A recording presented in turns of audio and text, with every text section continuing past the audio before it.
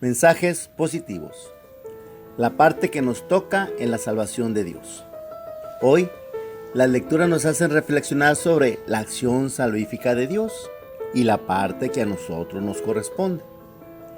El hombre de todos los tiempos y de todas las culturas y religiones ha buscado tener un contacto con la divinidad para ser sanado de sus males. En muchas culturas se llegó incluso al sacrificio de seres humanos, buscando obtener de la divinidad una acción salvífica sobre todo el pueblo. Lo más común, que hasta la fecha se utiliza, es la superstición. Le preguntamos a nuestro amigo el diccionario, que nos dice que la superstición es una creencia que resulta contraria a la razón y ajena a la fe religiosa. El supersticioso cree que ciertos fenómenos disponen de una explicación mágica o mística. La superstición suele basarse en tradiciones populares que se transmiten de generación en generación. Eso quiere decir que dentro de una comunidad, los ancestros que sostenían que algunas acciones como contar con un amuleto, repetir ciertas palabras, favorecían la buena suerte y alejaban lo negativo, transmitiendo dichas creencias a sus descendientes. Bueno, esto lo vemos en el Evangelio de la misa de hoy, Juan capítulo 5, en la piscina de Betesda, que significa Casa de la Misericordia. Era un lugar donde se lavaban las ovejas destinadas al culto del templo, y por eso se le conferían ciertos poderes curativos en la imaginación de las personas. Según la creencia supersticiosa de la gente, de vez en vez pasaba un ángel por ahí y agitaba las aguas, y el primero que se metía alcanzaba la sanación. Hay personas tan aferradas a esos pensamientos como el enfermo del relato, que tenía 38 años yendo ahí a buscar su sanación. Dice el Evangelio: al verlo ahí tendido y sabiendo que ya llevaba mucho tiempo en tal estado, Jesús le dijo: ¿quieres curarte? Le respondió el enfermo: Señor, no tengo a nadie que me meta en la piscina cuando se agita el agua. Cuando logro llegar, ya ha bajado otro antes que yo. Jesús le dijo: toma tu camilla y anda. Al momento el hombre quedó curado, tomó su camilla y se puso a andar. El nombre de Jesús significa Yahvé salva o Salvador, e indica cuál es su misión. Yo recuerdo la época más cínica de mi adolescencia, cuando un compañero de la secundaria me invitó a comer a su casa un domingo. Llegué y me salió con que primero íbamos a ir a su culto. Pues lo acompañé. Aguanté como pude el ambiente y ya de regreso tras la comida, mi amigo intentó evangelizarme, pero pues se topó con un hueso demasiado duro de roer. Yo le dije: mira. ¿Qué había en el mundo antes de que viniera tu Cristo? Guerras, pleitos, brincos y sombrerazos. Ya pasaron 2000 años. ¿Y qué hay en el mundo? Guerras, pleitos, brincos y sombrerazos. Entonces, ¿de qué sirvió que viniera tu Cristo? Le dije muchas cosas así con mucha ironía, que en esa época era mi especialidad. Total, que hasta hice llorar a mi pobre amigo. Tal vez muchos se hagan las mismas preguntas. ¿De qué sirvió que viniera Cristo si el mundo sigue estando tan mal? San Juan lo responde así, en el capítulo 3, versículos del 16 al 21. Porque Dios amó tanto al mundo que entregó a su Hijo único, para que todo el que crea en Él no muera, sino que tenga vida eterna. Porque Dios no envió a su Hijo al mundo para juzgarlo, sino para que el mundo se salve por Él. El que cree en Él no es condenado, pero el que no cree ya está condenado, porque no ha creído en el nombre del Hijo único de Dios. En esto consiste el juicio. Vino la luz al mundo y los hombres prefirieron las tinieblas a la luz porque sus obras eran malas. Todo el que obra mal odia la luz y no se acerca a ella por temor de que sus obras sean descubiertas. En cambio, el que obra conforme a la verdad se acerca a la luz, para que se ponga de manifiesto que sus obras han sido hechas según Dios. San Pablo nos lo resume así en Efesios 2, del 1 al 6.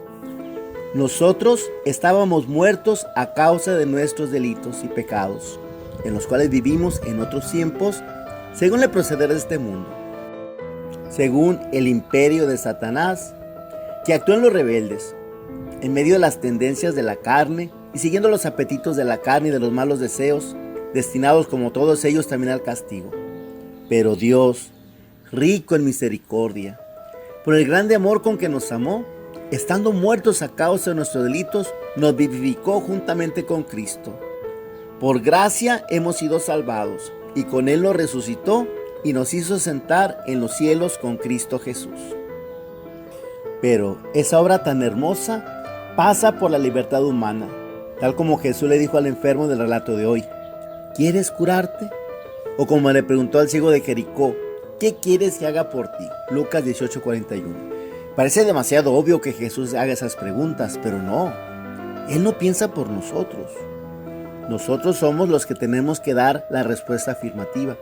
El ciego, por ejemplo, puede haber respondido: quiero que cambie mi mujer, o quiero que sea más obediente a mis hijos, o quiero que la gente me dé más limosna. Pero el ciego era invidente, no tonto, y supo cuál era su problema de fondo: él mismo. Hay tanta gente que gasta todo su esfuerzo en querer cambiar a los demás. La obra de la salvación de Jesús nos dejó medios, y uno muy importante son los sacramentos, los cuales, nos dice el Catecismo de la Iglesia, son signos sensibles que eficazmente nos transmiten la gracia divina. Fueron instituidos por Cristo y confiados a la Iglesia, la cual los administra. Y sobre eso nos habla la primera lectura de la misa, Ezequiel 47, del 1 al 9 y el versículo 12, que nos habla de una visión que tuvo el profeta, que vio salir del templo una corriente de agua que se fue convirtiendo en un gran torrente. Y al profeta se le dijo: estas aguas van hacia la región oriental, bajarán hasta el Arabá, entrarán en el mar de aguas saladas y lo sanearán. Todo ser viviente que se mueva por donde pasa el torrente vivirá. Habrá peces en abundancia, porque los lugares donde lleguen esas aguas quedarán saneados. Y por donde quiera que el torrente pase, prosperará la vida. En ambas márgenes del torrente crecerán árboles frutales de toda especie, de follaje perenne e inagotables frutos. Darán frutos nuevos cada mes, porque los riegan las aguas que emanan del santuario. Sus frutos servirán de alimento, sus hojas de medicina. Desde el nacimiento, con el bautismo, hasta la muerte con la unción de los enfermos, los sacramentos nos dan la posibilidad de recibir el poder de la gracia divina en todas las circunstancias de la vida. Dichosos los que tienen la fe suficiente para valorarlos y permitirle a la gracia dar en ellos frutos de vida nueva. En un retiro al que asistí en mi juventud, no hace tanto, el primer día nos dieron un cuadrito que se notaba que era parte de un cuadro grande.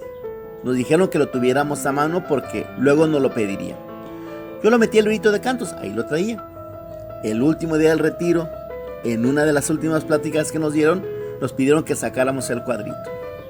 Pusieron un cartel cuadriculado con una secuencia numérica.